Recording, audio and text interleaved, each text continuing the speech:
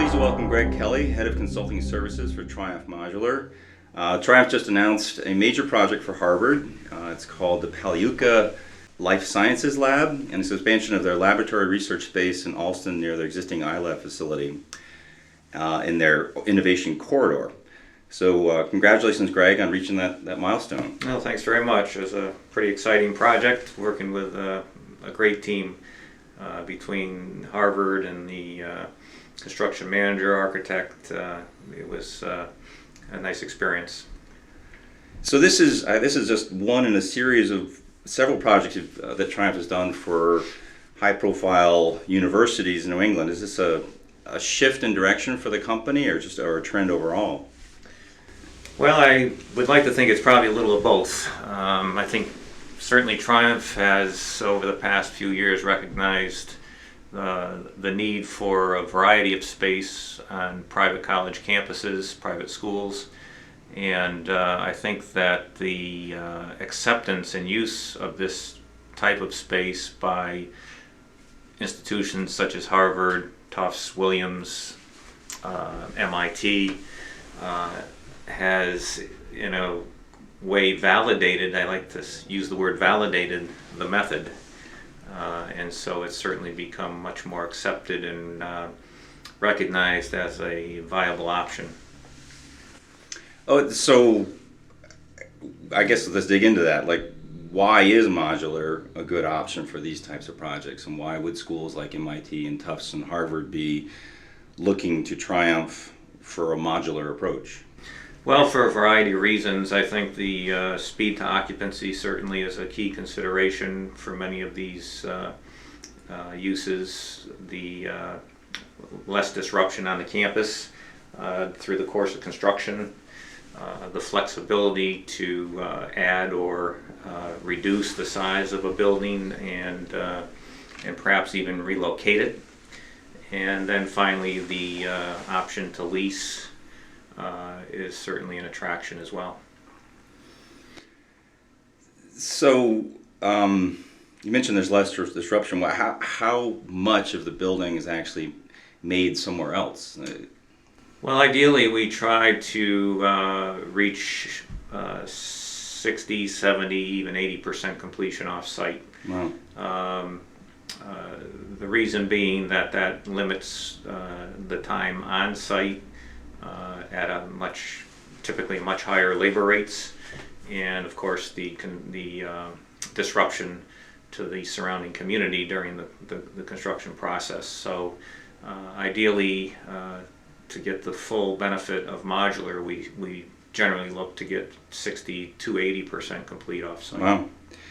And you mentioned time to occupancy was important. Because that can be quantified, like how much quicker is it when they use this approach?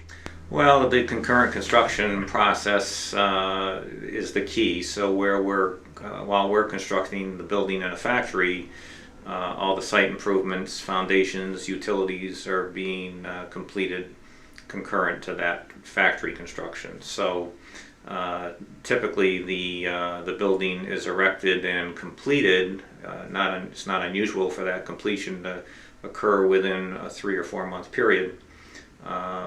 In the case of the Harvard project that we started with, we were told that they were able to occupy probably a year in advance of what conventional construction would have accomplished. Wow, so that's significant.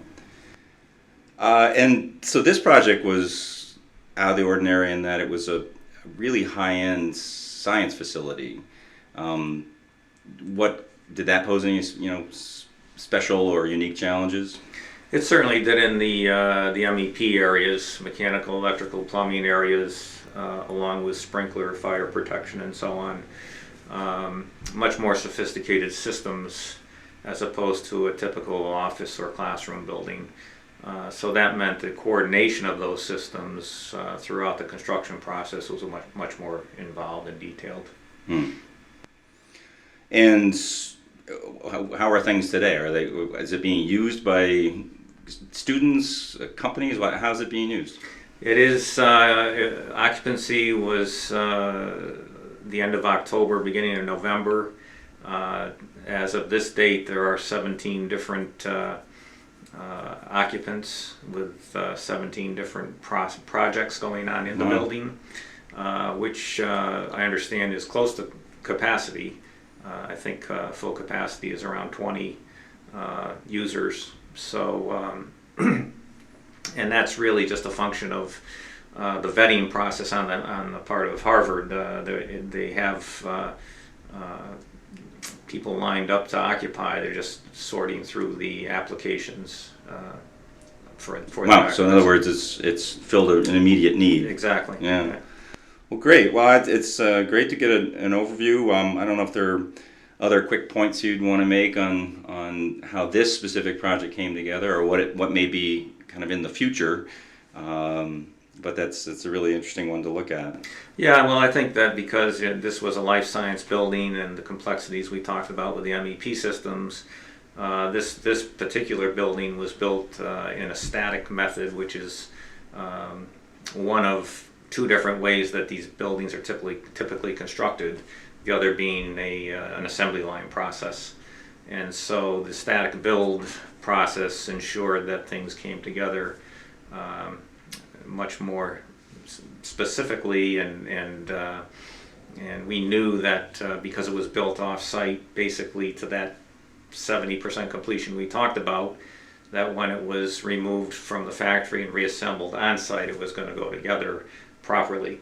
So that that's a specific method of construction in modular, and certainly one that was of great value in this case. Wow. Yeah. So it arrives, and all those high-end equipment or scientific testing conduits, whatever they might be, they're all pre-engineered to kind of click together. I don't know if click's the right word or not. Yeah, but that's true. They basically have been constructed off-site, disassembled, and then reassembled at the project site, and so we know they're going to go together properly when it gets there. Great. Well, I really appreciate your time, and congratulations again on this project. Thanks very much. My pleasure.